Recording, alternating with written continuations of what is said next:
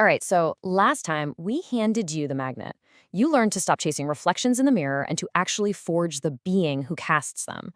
But here's the twist. What if that perfect reflection was just showing you the gleaming bars of a much more elegant cage?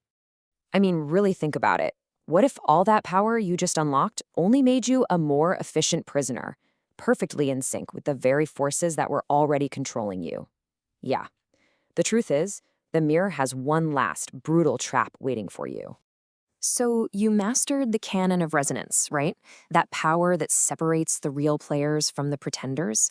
We need to go back there for just a second because that power, it's the very key that's going to unlock this new prison. You got it. You finally understood that core game-changing principle. You stopped begging reality for scraps. You stopped obsessing over what you wanted. You finally saw that the red light, the very fabric of reality itself, it doesn't give a damn about your desires. It only, and I mean only, reflects who you are. And that, right there, was the giant leap. Instead of chasing wealth, you forged yourself into someone of immense value. Instead of desperately trying to find love, you became whole, all on your own. You became the cause. And the universe? Well, it had no choice but to mirror that back to you as the effect. It's a massive power. But as you stood there, admiring that perfect reflection, as your world started to snap into place around your new self, you probably noticed something off, right? A pattern, an echo, a rhythm that you know deep down isn't yours. See, you might have upgraded the quality of your life, but you're still stuck dancing to reality's default beat. And that brings us right to the heart of what we're doing today. It is time to pull back the curtain on those invisible tides that push and pull the masses. We're talking about the default program of rise and fall that keeps even the most powerful people locked in a state of constant reaction. This is a big one, the law of rhythm. It's reality's default setting. You've seen it everywhere, right? That pendulum swing, the boom and bust in the economy, empires rising and falling, that burst of creative energy you get, followed by total burnout. It's the natural ebb and flow. And for the unawakened, this law is their absolute, unquestioned master. So look, on one side, you've got the masses, right? Their lives are just a chaotic storm of highs and lows, totally out of their control. Then you've got the more advanced folks, the philosophers, the stoics. And they get smart, they find peace by just detaching from the swings. And look, that's a noble path. But let's be real here, it's just a more comfortable prison cell.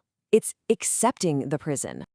And this is where we draw a line in the damn sand. You are not here to accept the rhythm of the cage. You are here to shatter it and compose your own masterpiece. You are here to dictate the terms, period. So we are done with philosophy. We're moving into straight-up tactics. What you're about to learn is not some fluffy self-help. It's an intervention. It's an act of temporal warfare against the default settings of your own personal universe. Okay, listen up. Here's the 3-stage battle plan. First up, awareness. You have to map your prison, ruthlessly. For one full lunar cycle, you journal everything. Your energy levels, your moods, your productivity, your finances. You need to know the exact timing of your slavery. Step 2, intervention.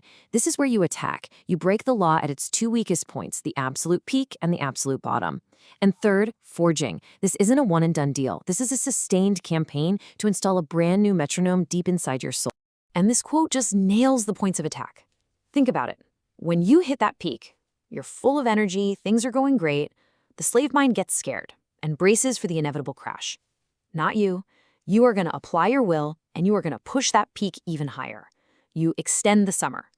And then, when you're in the trough, down in that pit of burnout or failure, the slave mind just gives up. But you? No way. You will ignite a spark from nothing and command the spring to come early. You shorten the winter. And that's the whole point, isn't it? The goal isn't to get better at surfing the waves of chaos. The goal is to become the master of the entire ocean. You're here to replace that cycle of boom and bust with sustained, relentless growth.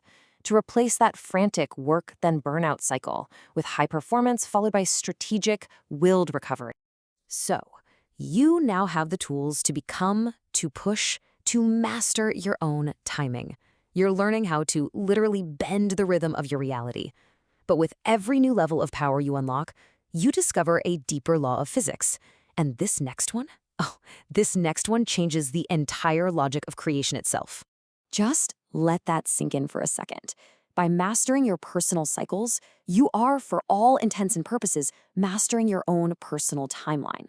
You're no longer a victim of time. You are becoming its architect. This is a serious, formidable power.